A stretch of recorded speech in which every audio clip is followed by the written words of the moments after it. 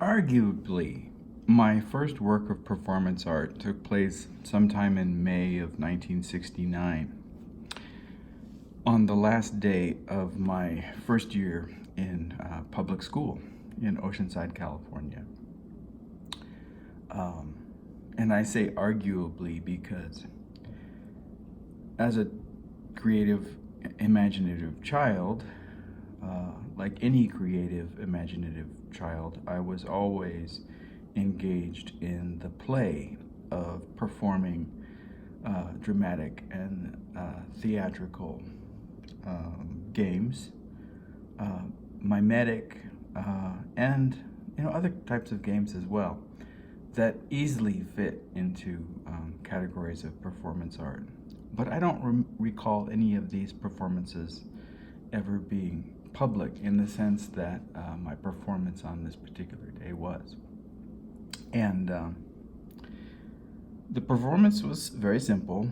I remember my kindergarten teacher, whose name was Mrs. Ship, and who I adored and admired dearly, invited all of the children in the class to dress up for the last day of school and to wear our favorite costume. And my favorite costume was this blue flight jacket that one of my mother's boyfriends had acquired from, I don't actually really know where, but he was in the Air Force, and he had somehow managed to get a hold of this blue Air Force-like jumpsuit that I believe, and I could be wrong, but had a NASA insignia on it because I was very fond of the aerospace program that was active at that time. And a lot of my toys were space-related. They were astronauts, and they were beings from other planets, and they were spaceships and vehicles that were designed to look like the vehicles that could walk and crawl along the moon, and toys similar to that. So the idea of the astronaut was, in my mind, the astronaut was clearly the 20th century version of other types of heroes that I had admired. Heroes from Greek mythology, heroes from history, heroes that were capable of transcending, in a certain sense, the limitations of the banalities of the world that constrained. So, for example, another one of my heroes was Robin Hood, and I had this very pop-up book.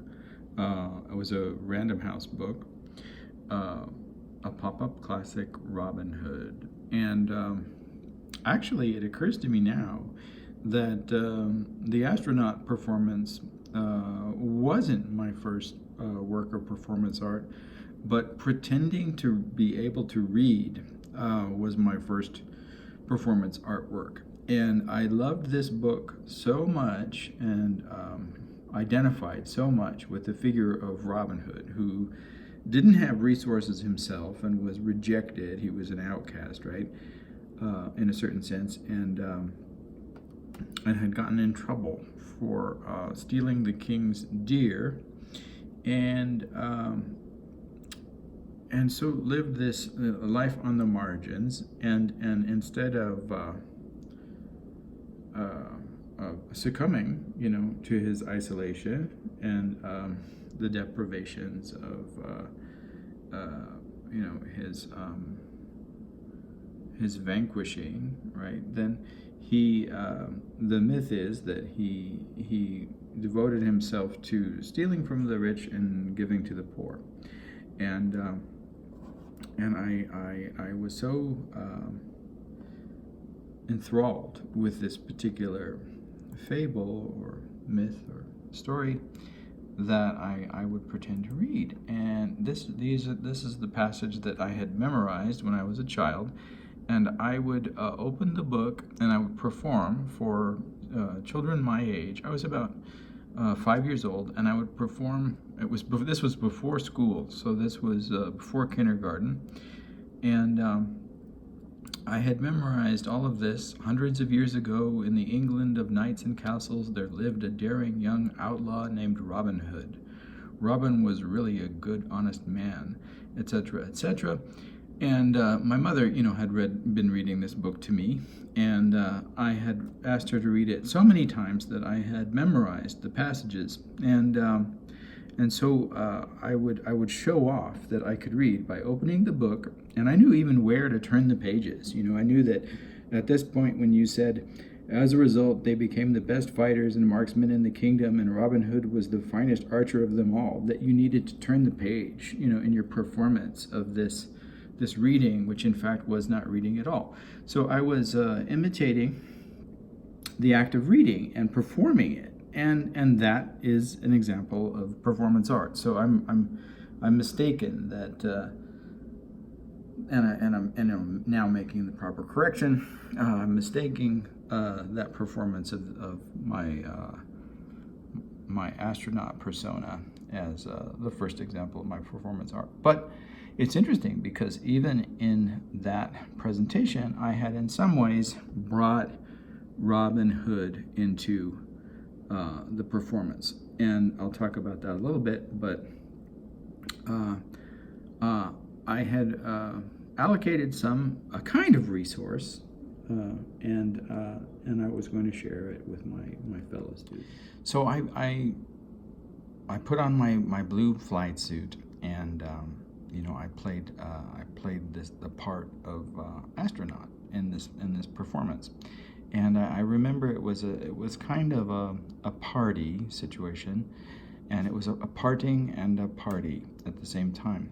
And I had brought Doughnut Holes for the entire class. A donut hole is a round. I'm sure that most people know what a donut hole is, but for those who don't, a donut hole is the round version, ball-like version of a donut. So there's no hole in the donut hole. It essentially is the hole that's left over if one imagined one had taken the hole out of the donut. So these sweet, sugary little balls that were, a gesture of communal sharing. And when I performed in my astronaut suit, all the other children laughed at me, and they didn't seem to recognize that I was an astronaut, and they teased me, and they referred to the outfit as pajamas, and that I had worn my pajamas to school. So there was quite a bit of harassment, and then I remember, I cried. I was very, hurt and injured by the insults and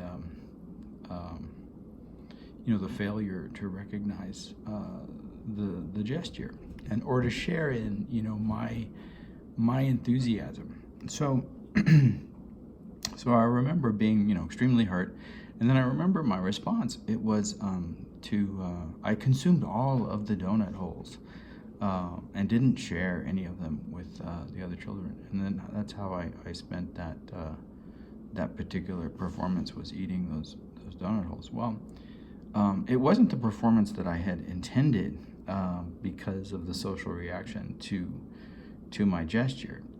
But it still was a performance in a certain way. The donut holes weren't exactly a resource, but they certainly were, something desirable, right? So I had a kind of wealth that I was intending from the outset to share with the other students and with the other kindergarten students, and it was this injury and this insult that changed the nature of my gesture, and the gesture became one of selfish consumption, And when I took a look at the image of Richard Branson, who I suppose is competing with Jeff Bezos to become the first billionaire in space, I thought of this initial performance piece that I had intended that kind of failed because of the extreme audience reaction and my emotional immaturity in relationship to that reaction. I wasn't a seasoned performer. I wasn't ready for the boos and hisses or the taunts, and the shaming. So the humiliation really ruined my performance. But I was thinking about that performance when I elected Branson, because the Branson image shares so much with my performance, and this, I suppose, is arguably Richard Branson's first performance piece. So we'll talk about some of the things that make his performance in the blue suit a failure, in the same way that mine was a failure in 1969. First of all, like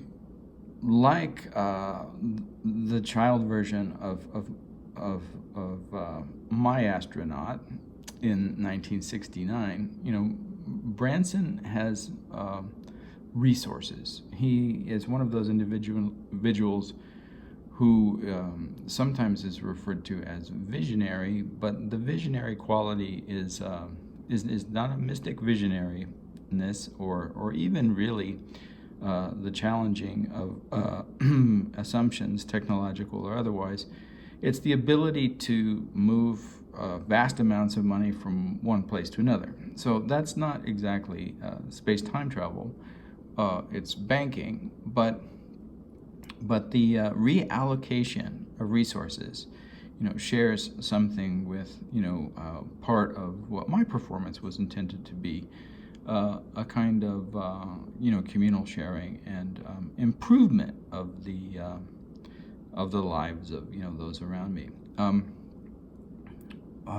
In a year marked by the rise of fascism, the demolition of democracy on the part of Republican ideologues and Republican politicians, and I'm referring to a number of different levels of the destruction of democracy, not just one, but one certainly is the deployment of misinformation regarding the results of the election, which actually many people act as if it were a surprise that what happened following the election and the denials of the election. But Trump had been preparing everyone for this for a long time, saying that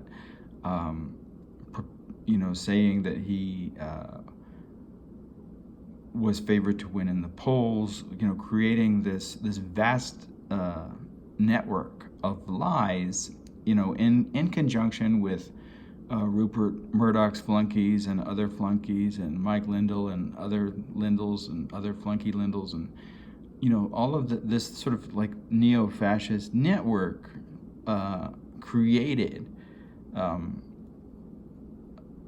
palette and a canvas of election fraud even before the election had occurred, right? So it was set up.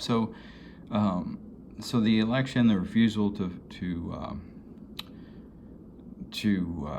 recognize the results of a democratic and fair election, the use of the DOJ and other resources available to the president, including the Supreme Court as well, and other institutional options, right, that the president has available. So the deployment of this battery of political resources to come to the aid of this mythology of his continuing reign as president, because he's basically an emperor.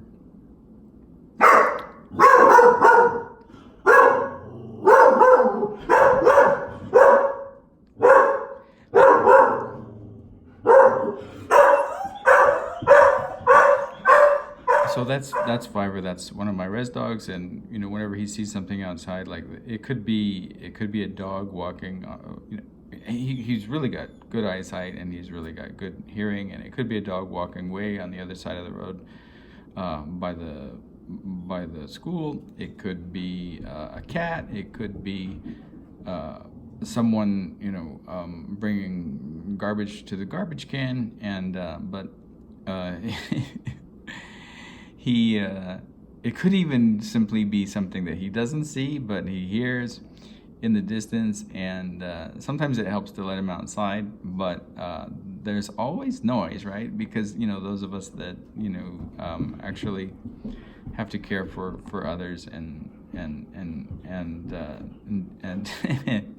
sort of care for the world on our own, like, can't just simply hire other people to do that work, and don't have the option of quiet spaces or rooms of our own. But in any case, I believe I was somewhere close to shifting from a discussion of the way that democracy had been threatened by systematic misinformation strategies on the part of this what I would call the neo-fascist right in the United States, and then the deployment, specifically by the White House and the Office of the Presidency, to utilize resources to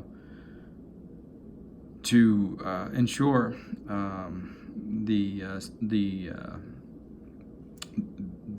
fact that the election results would be not only questioned but threatened, right? That the presidency won by Joe Biden and Kamala Harris would come under assault, through the DOJ, through Supreme Court, and all of these other tools that have been basically reallocated by the Republican Party to serve as tools of political. So, if you thought of these assaults on democracy as a series of phases or stages or steps, you would see the first phase as the deployment of right-wing media and the establishment of a canvas of lies and deception and misinformation. And then you would see the second stage as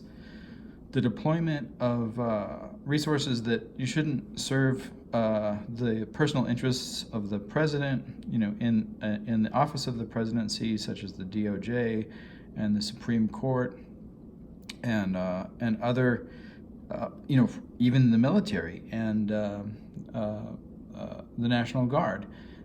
These tools that the White House has as at its disposal, but that are intended for purposes of national interest, not personal gain. You could see the deployment of those resources as the second stage, and then of the third and final stage would be on the part of individual state governments, such as Florida, Texas, Arizona, Georgia, to dismantle certain gains that had been made in the period of the 60s and beyond the 60s into the 70s with the civil rights movements, and those heroes such as Martin Luther King Jr., John Lewis, Malcolm X, and others who so valiantly and heroically struggled to change the situation in the United States, the racial oppression, largely in terms of changing laws that disavowed rights of particular individuals, right? Like the right to vote, or the right to equal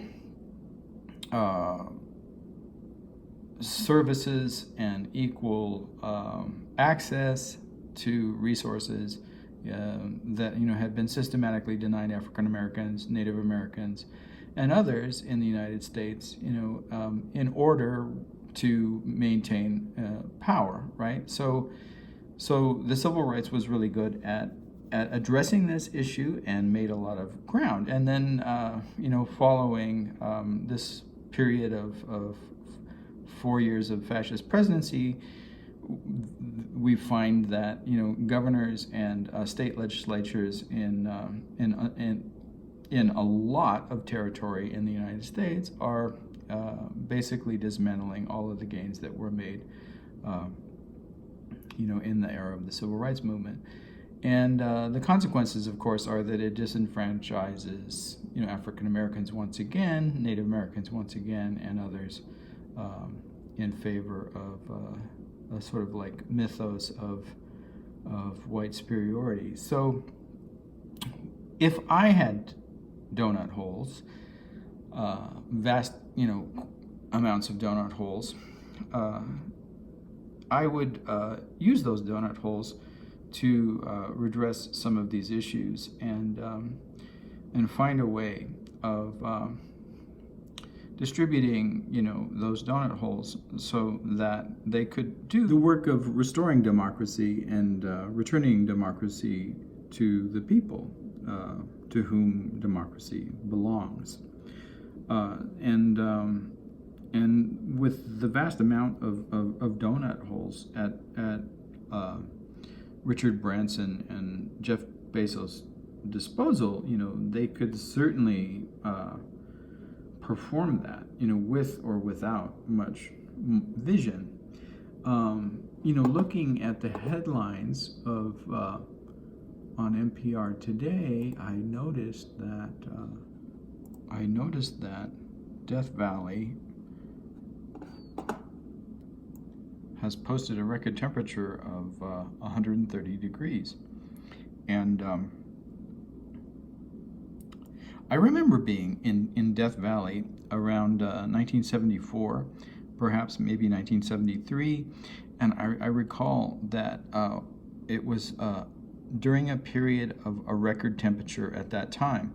And again, I was a young man, I was school age, and this was a few years after I don't remember doing any performance pieces in Death Valley at that time, but I do remember being there, and I recall that it was record temperatures, and I recall that the temperature that was record at that time was 120 degrees, and I remember what it felt like to be in 120 degree weather and how oppressive it was, and the fact that it was basically impossible to enjoy Death Valley because the heat was so unbearable, and all one could really do was sit in the shade and drink cold fluids.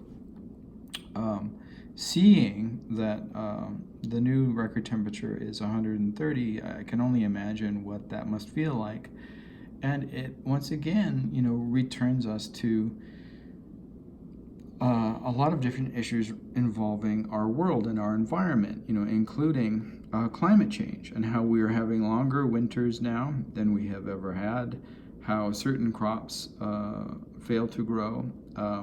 When I first moved to Round Rock, Arizona, which is on the Navajo Nation, the first year I planted squash, and I had a really good harvest of winter squash.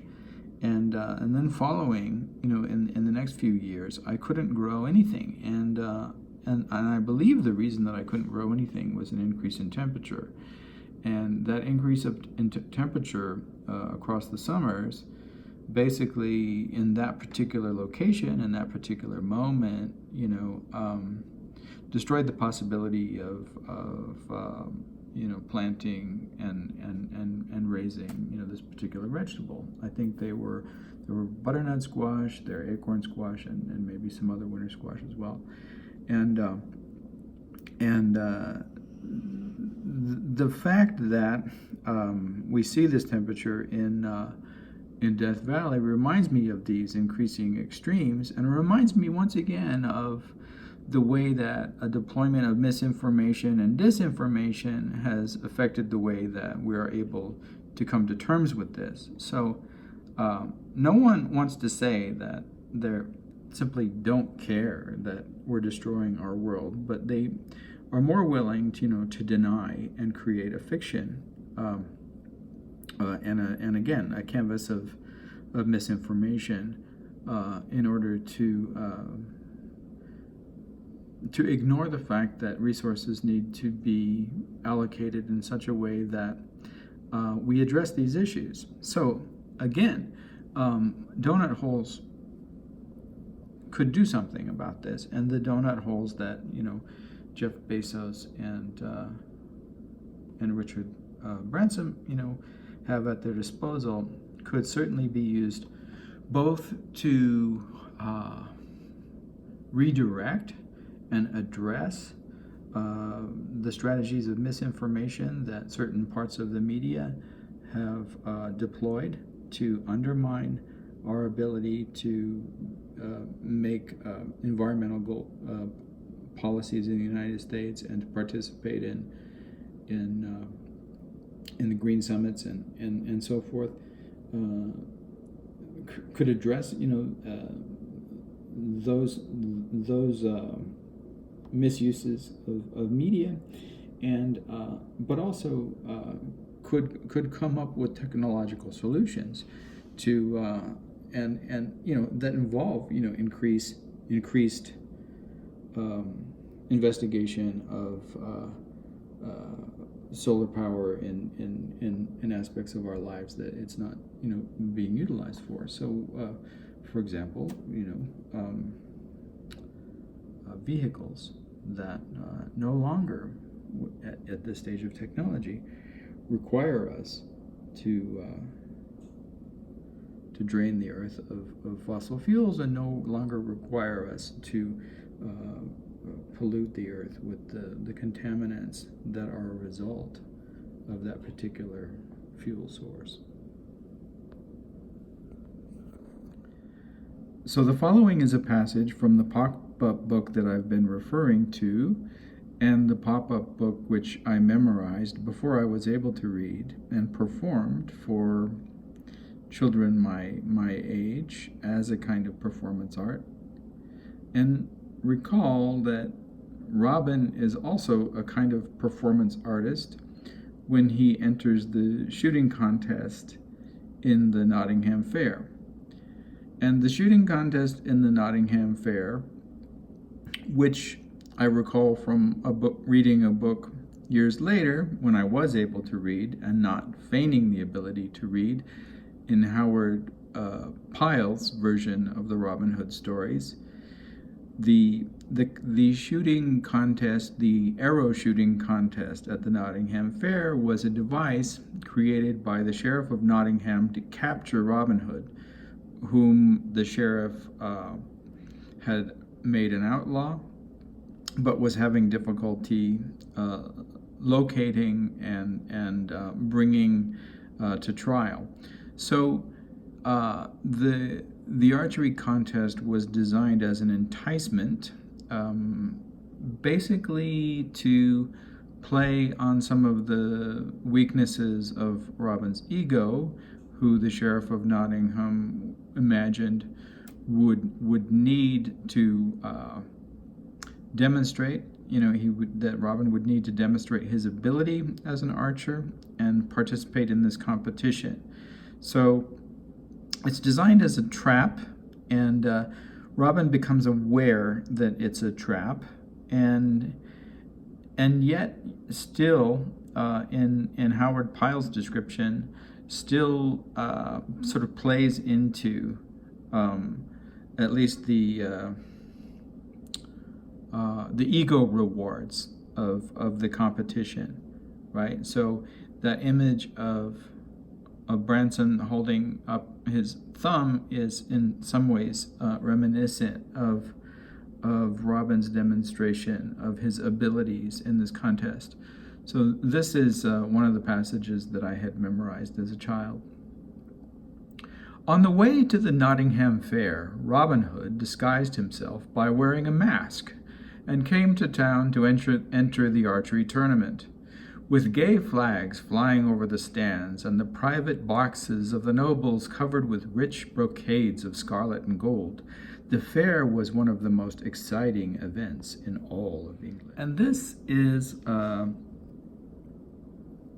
web version of a particular passage from the Howard Pyle version of the story of Robin Hood that I had mentioned and that I had read in the 3rd grade once I had learned how to read. And I haven't narrated this before, but I was somewhat actually late to learning to read because of limitations that I had with my experience of dysgraphia and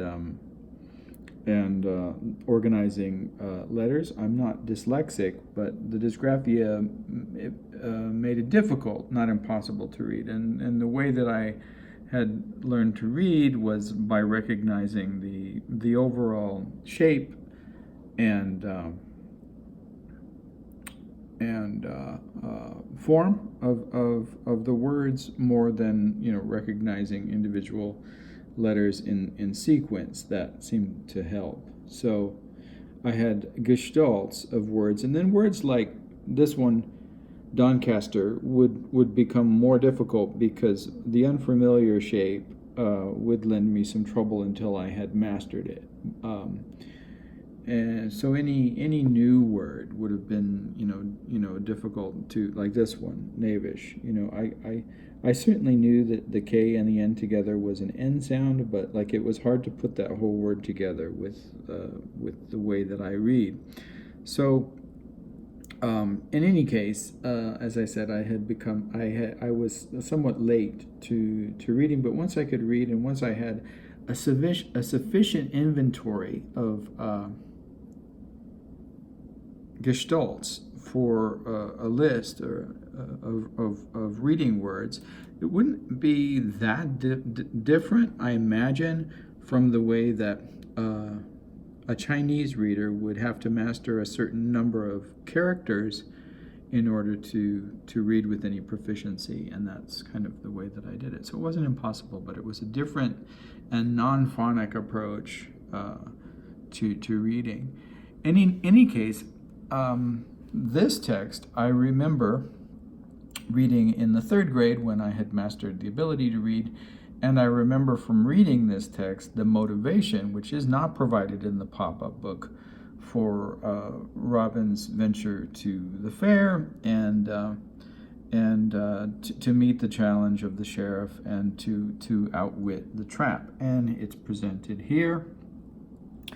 When Robin Hood first heard the news of this, he was in Lincoln town, and hastening back to Sherwood Forest, he soon called all of his merry men about him and spoke to them thus: Now hearken, my merry men all, to the news that I have brought from Lincoln town today. Our friend, the sheriff of Nottingham, has proclaimed a shooting match, and hath sent messengers to tell of it through all the countryside. And the prize is to be a bright gold arrow. Now, I fain would have one of us win it, both because of the fairness of the prize, and because our sweet friend the sheriff hath offered it. So we will take our bows and shafts and go there to shoot, for I know right well that merriment will be going on. What say ye, lads? So in Howard Pyle's version of the Robin Hood story, there is clearly an element of hubris that involves the acquisition of this golden arrow, and even acknowledging the intention of the sheriff of Nottingham, Robin's insistence that he go and compete in this competition in order to steal both, well, not steal, but to demonstrate his ability and to take the prize. And he wants to do this for 2 reasons. Because he says, because it's a fine, lovely thing, and so this need for acquisition, or this desire for acquisition. He wants the donut hole, right? Those are sweet donut holes, and I want one. And then the second thing is of course he wants to sort of rub the sheriff's nose in it, right? He wants to make a fool out of the sheriff because he doesn't like the sheriff. The sheriff has made him a criminal and an outlaw, and it's a kind of act of revenge, and a humorous one, but nevertheless not necessarily one of the qualities that we associate with the finest example of heroism. So there's in the stories, you could say a kind of humanizing of Robin in a way. He's not, a saint. He does steal from the rich, and he does give to the poor, but he also has an ego, and this is one of those characteristics of Robin that is not necessarily the finest example of his altruism, his charity, and his desire to support those who are oppressed and challenge the unfairnesses of British, institutional hierarchies of privilege. So, in the estate and class system of this medieval period, so we see in a way you could say we see two Robins, or we see this side of Robin, and it's perhaps not unlike the game hunting side, the Robin as big game hunter, or adventure as seeking the prize.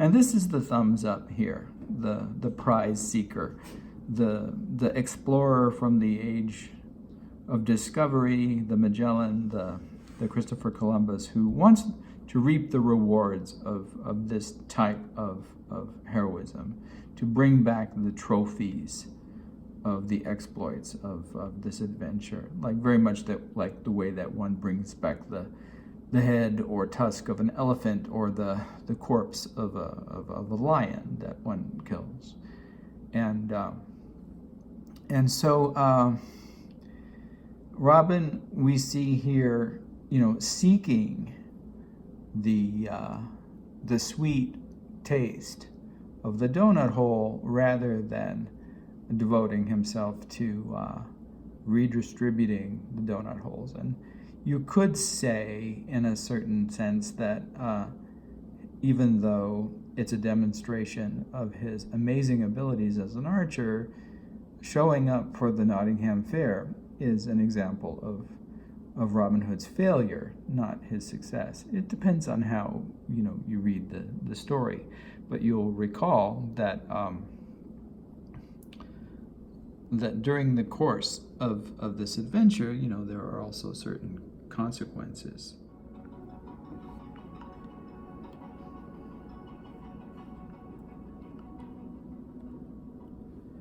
Now, it interests me that both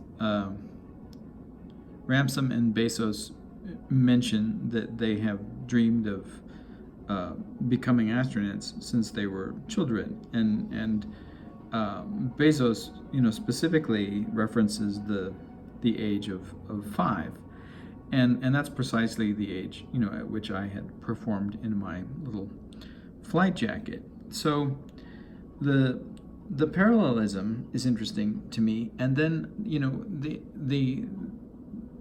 the idea of having these resources, which I've been referring to as donut holes.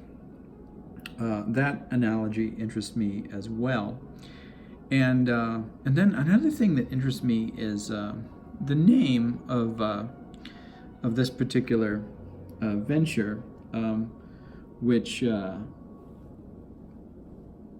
is described as the Virgin Galactic. So a lot of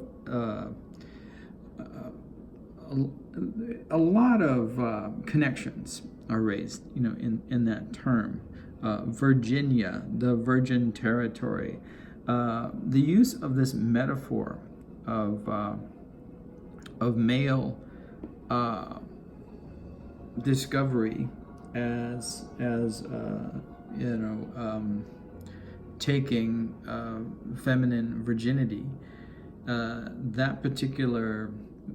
the role that metaphor plays in the age of discovery, and the masculinity, within the metaphor, and all of its prospective, sort of psychological implications.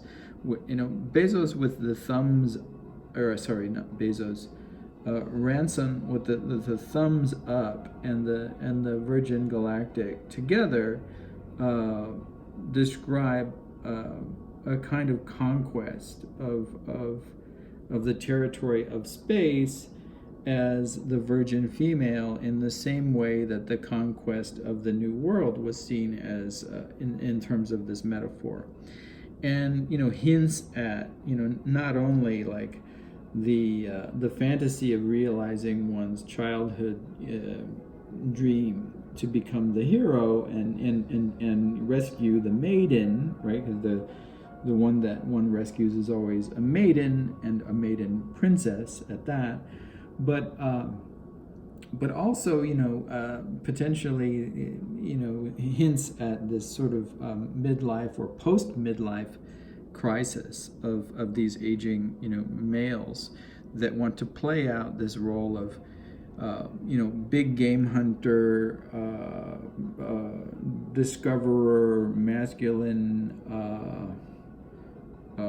possessor of this female ideal, and all of these other sort of ego-invested characteristics of the great white male that certainly Robin Hood is participating in when he goes to Nottinghamshire and wins the contest. Now, and it's you certainly can't imagine that contest, the arrow, the bow and arrow itself, with its phallic characteristics, is anything other than a metaphor of sexual conquest, right? The penetration of the target by the arrow, and it's sort of doubly penetrated in a sense, because what does he do? He splits the arrow that already landed at the bullseye, at least in Howard Pyle's version of the story. So all of this is playing out, and what